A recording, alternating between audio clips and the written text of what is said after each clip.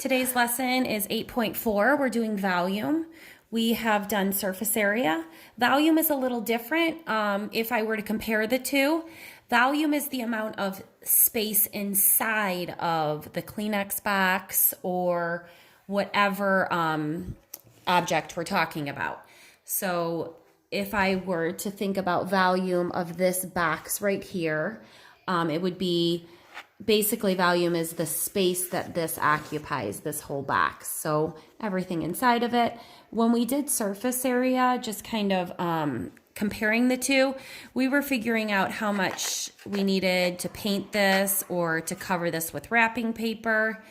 So today we're going to focus on volume, and we're doing rectangular prisms.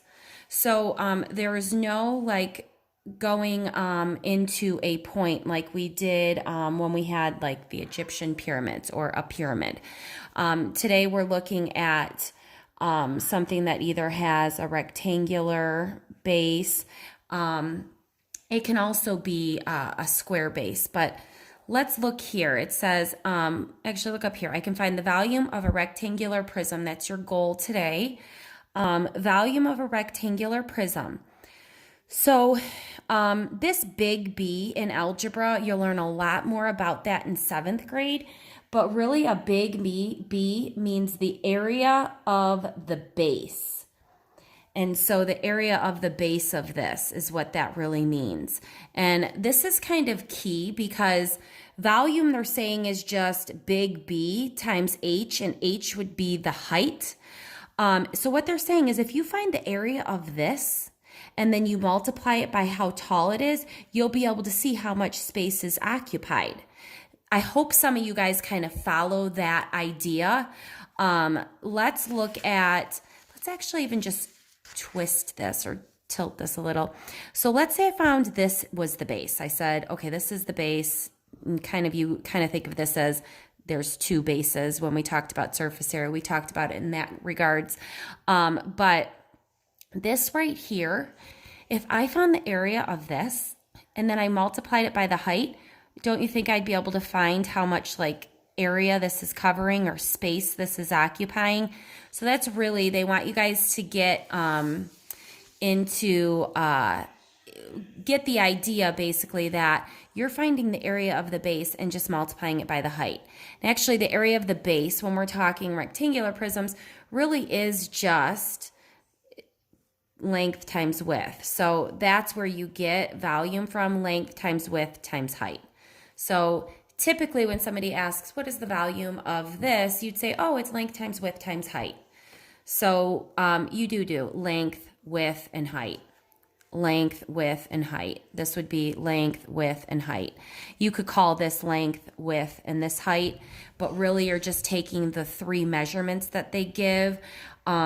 And going back to what I said originally, the area of the base of this is really just length times width or base times height, and then times the whole height of it, because you're trying to figure out how big is this? How much would it take to color this in?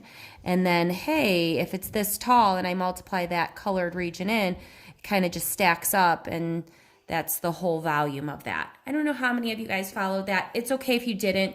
As you go through math in the year, it make more sense to you. Maybe next year when you learn it, it will.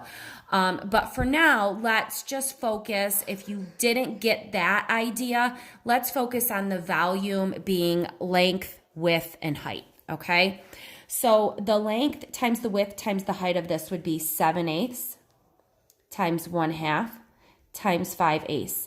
And when we do volume, all of these are 7/8 meters, 1/2 meters, and 5/8 of a meter, okay? So if I do area, I have meters times meters, so I get meters squared. But when I do volume, I have meters times meters times meters, or meters cubed. So volume is going to be a cubic unit. So when I look up here, it says the volume V, excuse me, of a rectangular prism is the product of the area of the base. That's really what we did, length times width, and then times the height of the prism. And that's what we did. Again, you can just use this basic length times width times height. That's easier for you to think about it that way. Don't forget, like I said, we have cubic units. So when I do 7/8 times 1/2 times 5/8, I can do cross reducing, although here I can see I don't have anything that's going to cross reduce, okay? The 7 doesn't do anything on the bottom, the 5 doesn't. So we can just go ahead and get 35. 64 times 2 is 128, and it would be meters cubed. It's cubic meters. So moving on to the next one right here, this is just length times width times height. And I was thinking of it as length times width times height. To be honest with you, you could do length, width, height. This to me looks most like the height. How tall is it? Just by the way it's sitting. And really, it doesn't matter. These are all three the same lengths. So you get 3/2 times 3/2 times 3/2, and it's inches times inches times inches. So I'm going to get inches cubed. I can't do any reducing here either. I only have 3 and 2 everywhere, so those don't reduce at all. So I end up with 27/8, or 8 goes in there 3 times, and I get 8 times 3 is 24. So 27 minus 24, and I get inches. Don't forget, it's cubic inches. Okay? Just checking if you guys can actually see that. You can't. This right here, find the volume of the prism. Again, I'm going to do length times width times height. So I'm going to do 1 times 1 1/3 times 1/2. And it's feet times feet times feet, or feet cubed. I don't really need that. Many of you guys will realize if I multiply by 1, I get the same answer. So really all I'm multiplying is 1 1/3 times 1/2. So I get 4/3. I'm teaching right now. Hey.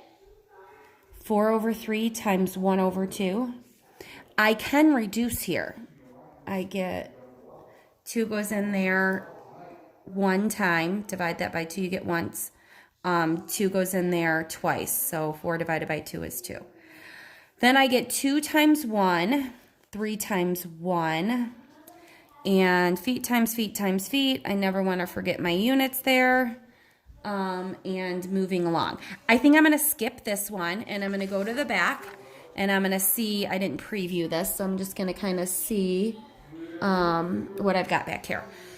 So using the volume of a rectangular prism. So it says here 1 cubic foot of dirt weighs 70 pounds. Okay, so 1 cubic foot would be like a box, okay? And you can think of like, let's say this was 1 cubic foot. It's not as big as 1 cubic foot. It's also not a cube. Okay, but a cube would mean that all the sides were the same length. So length, width, and height would all be the same. This is not like that. So, but you get an idea. Like this is the space that 1 cubic foot would occupy. So we're talking like how much would it occupy? And then that cubic foot weighs 70 pounds, which is a lot. Because a cubic foot is actually not that big. Okay, I'm trying to think of something that would be close, not a shoebox, because a shoebox isn't cube. It's a rectangular prism, but something small like that, that would be 1 cubic foot. Maybe some of you guys can kind of picture that. It says how many pounds of dirt can the dump truck haul when it is full? So on this picture, it's very dark, so I actually really can't see the units on here. So let me look in my book and see. So it looks like it is 8 feet across right here. So that's right there is 8 feet. And then it is 17 feet right here. And then over here, it's 4 3/4. That's this right here. 4 3/4. And these are all in feet. And you guys can see that. Okay. So I want to find the volume of that. I want to find out how big that is, how much space that's occupying. And I know that each cubic, how many cubic feet I have in there, each of those is 70 pounds. So if I find out the volume, how much space all that is, then I'll know, I can actually figure out how many pounds I have total. So I'm going to take length times width times height, and really, I'm just going to take all these. 17/1, I'm going to put 8/1. I'm going to make this improper right now. So I'm going to get 4 times 4 is 16. And 16 times 3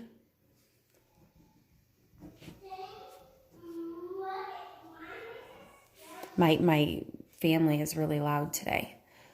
Sorry, I'm making sure that I did that right. Okay, so I got 16. Why did I do 4 times 4 is 16 plus 3? I don't know why I did what I just did. So I'm going to just keep going. Okay, so now what I have here is the 8 and the 4 there. I feel like I can reduce. And then 19 times 17 times 2, I'm going to take their word for it in the book that it is 646. And I'm hoping I didn't make any mistakes here because I didn't check my work before I got into this. 136 times 19. Okay, so 646 cubic feet, you can call it, or feet cubed. Cubic feet or feet cubed. So that is the volume. So that's how much space this occupies. Now, if I know that I have 646 cubic feet, that means that I have, 646. I have 1, 2, 3, 4, all the way up to 646. And each of those cubic feet weighs 70 pounds. I would have you guys tell me what I'd do next. And I know you'd tell me, oh, you have 646 and each of them weighs 70. So it'd be 646 times 70, okay? So then you'd get 45,220 pounds of dirt. And I didn't multiply that. I didn't do the math. I just took that off of my paper from last year. But yeah, if you multiply 646 times 7 even, and then add the 0, you would get that. Going to this next one, write and solve an equation to find the height of the computer tower. So basically we have an unknown, but we do know that the volume is 1,792. So I just have an unknown, so I'm going to do a formula. I'm going to do length times width times height, and 1,792. So I need to know 16 times 7. So I get 112 H. I divide by 112 because I'm trying to get H alone. This is just like an equation like we learned earlier in the year. So divide by 112, I get 1H or just H. And really this is going to give me my answer. So 1792, 112, and it only goes in there once. So that kind of makes it a little bit easier. And now it goes in there about 6 times. I'm not sure, is it perfectly? Let's see. 6 times 1 plus 1. Ooh, wow, great. So 16 exactly. That means the height here is 16. 16 inches would be your answer. So 16 by 7 by 16 are the dimensions of that rectangular prism. And I think I am going to be done at 13 minutes. That's not too bad.